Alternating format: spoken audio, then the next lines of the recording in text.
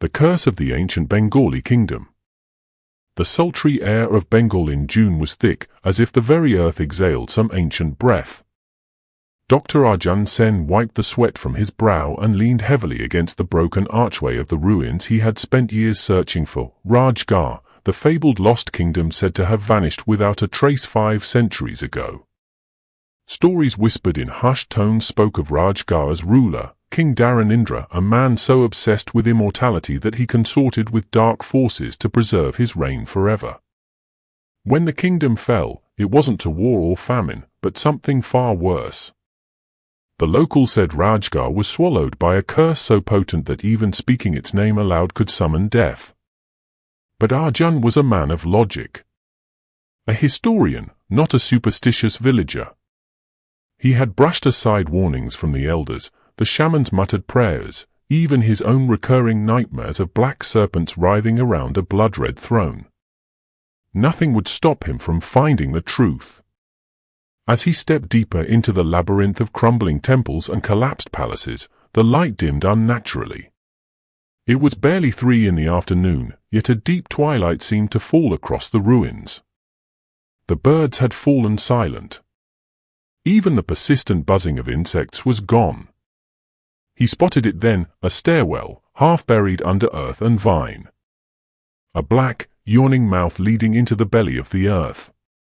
The journal he carried, an ancient, cracked leather-bound tome he had stolen from a monastery in Bhutan, spoke of this place, that Sanabi's Griho, the chamber of binding. It was said that within lay the artifact that chained the cursed souls of Rajgarh to their eternal prison. Driven by a thirst stronger than fear, Arjun descended. The air grew colder, heavy with the scent of rotten iron. His flashlight flickered and died, forcing him to light a torch he had packed for emergencies. The flame sputtered violently, casting jerking, monstrous shadows against the carved walls. As he ventured deeper, he saw them murals depicting unspeakable horrors. People impaled alive, children with hollow eyes, a queen standing atop a pile of severed heads, smiling serenely as black smoke coiled around her. The last mural made him pause. It showed a man, his face eerily similar to Arjun's own, standing at the gates of Rajgarh, an ancient symbol burning into his forehead as shadowy hands dragged him into the earth. He laughed nervously, dismissing it as coincidence. At the heart of the chamber, he found it, a black stone throne, atop which rested a gleaming crown of thorns and rubies. The crown pulsed faintly, as if it had its own heartbeat. Ancient chains embedded into the wall seemed to point toward it, as if trying to hold it in place. Against every instinct screaming inside him, Arjun reached out. The moment his fingers brushed the crown, a searing pain tore through his hand, and he stumbled backward, dropping the torch. For a heart-stopping moment, he was plunged into total darkness. When he fumbled the torch back to life, the chamber had changed. The murals now moved. The figures twisted and writhed. Blood dripped from their mouths, and their painted eyes turned to stare directly at him. The floor was slick with a viscous, dark fluid. Whispers filled the air, hundreds of voices hissing in a language older than words. Arjun backed away, but the entrance was gone. In its place was a wall of living shadows, undulating and seething. He realized then, with a terrible certainty, that he had awakened the curse. And it had marked him. When he finally emerged from the ruins 2 days later, his clothes were torn, his skin fevered and pale. He remembered nothing of how he had survived, only flashes, a vast black serpent with a human face, a hall of mirrors where he saw endless versions of himself, each more monstrous than the last. The nearby village, Bhairavpur, had changed. Where once there had been life, now there was only silence. Huts stood abandoned, fires long dead. Stray dogs gnawed on bones too large to be animals. Arjun stumbled through the empty streets, calling for help, but only the wind answered.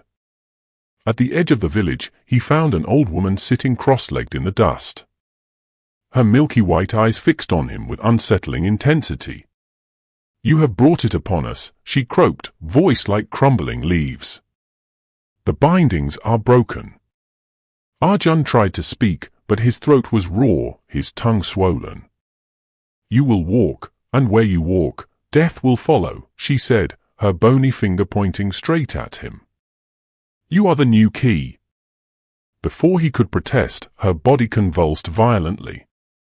Black blood gushed from her mouth as she collapsed lifelessly into the dust. The days that followed blurred into a waking nightmare. Everywhere Arjun went, death followed. Animals turned feral, attacking anything that moved. Children were found twisted into grotesque shapes. Crops blackened overnight. Even the very river turned red, stinking of decay. Arjun fled deeper into the countryside, hoping to find anyone, who could undo what he had unleashed. But the land itself seemed alive with malevolence. Trees reached for him with clawed branches. Shadows moved against the light. Faces appeared in pools of water, whispering his name. He tried to destroy the crown, but every time he buried it, burned it, threw it into rivers, he would awaken to find it lying beside him, cleaner and shinier than before. Finally, exhausted and broken, Arjun sought out the Aghori monks of Tarakeshwar, rumored to have knowledge of the darkest rites. The monks received him with solemn faces, leading him into a temple carved directly into the stone of the hill. You are not a man anymore, their leader intoned, sprinkling black ash over Arjun. You are a vessel. They explained that Rajgarh had never truly fallen. Its rulers had forged a pact with Kalagni, an ancient spirit of endless decay, binding their souls to a relic, the crown of chains.